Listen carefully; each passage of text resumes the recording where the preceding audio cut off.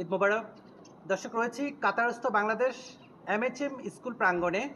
এখানে আজ অনুষ্ঠিত হলো পবিত্র ঈদুল আজহার নামাজ। দর্শক, আমরা ইতিমধ্যে দেখতে পাচ্ছি যে যথারীতি সকাল 5টায় পবিত্র ঈদুল আজহার নামাজ অনুষ্ঠিত হয়েছে এবং নামাজ শেষ করে প্রবাসী বাংলাদেশিরা ঘরে ফিরে যাচ্ছে। আমরা দেখতে পাচ্ছি কাতারস্থ বাংলাদেশ দূতাবাসের মাননীয় রাষ্ট্রদূত এই নামাজে শরীক হয়েছিলেন। এছাড়াও বাংলাদেশ দূতাবাস থেকে কর্মকর্তা উপস্থিত হয়েছিলেন এবং পাশাপাশি প্রবাসী বাংলাদেশিরাও এখানে সমাগম হয়েছিলেন পবিত্র ঈদুল আজহার নামাজে। বিশেষ করে কোরবানি করুন।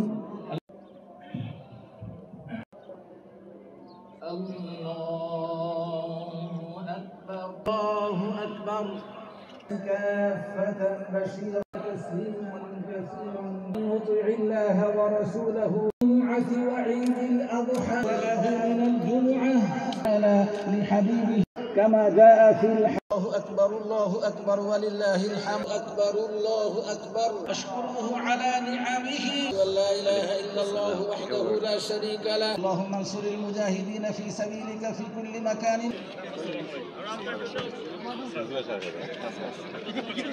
আল্লাহ তাআলা যেন আমাদের সবার কোরবানিকে কবুল করে নেন এবং আমাদের মধ্যে যে আমিত্ব আছে বা আমাদের যত দোষ ত্রুটি আছে সেগুলো ক্ষমা করে আমাদেরকে বেহেশত নসিব করেন। তো সবাইকে ধন্যবাদ। এই বাংলাদেশ স্কুল ময়দানে উপস্থিত হয়ে আমরা উদযাপন করছি এবং আমরা সকলে একে অপরের সহিত কোলাকুলির মাধ্যমে আমাদের সৌহার্দ্যপূর্ণ সম্পর্ক আমরা রেখে চলেছি। কাতারস্থ সহ বাংলাদেশের সবাইকে জানাচ্ছি পবিত্র ঈদুল আজহা শুভেচ্ছা। ঈদ মোবারক। আসসালামু আলাইকুম রহমতুল্লাহ।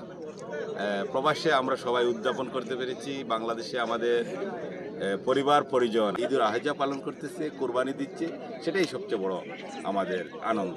ধন্যবাদ সবাই। আসসালামু আলাইকুম, সবাইকে ঈদ মোবারক। যথারীতি আমরা প্রতি বছরের মতো এবারও প্রবাসী ভ্রাতৃত্বের বন্ধনে পবিত্র ঈদুল আজহার জামাত আনন্দ ঘন পরিবেশে আদায় করলাম।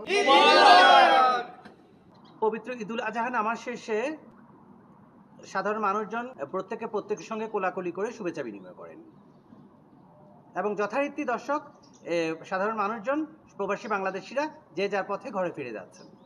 দর্শক, এই ছিল কাতার থেকে পবিত্র ঈদুল আজহা নামাজের সর্বশেষ তথ্য। GM আকাশ, RTV নিউজ, দোহা, কাতার।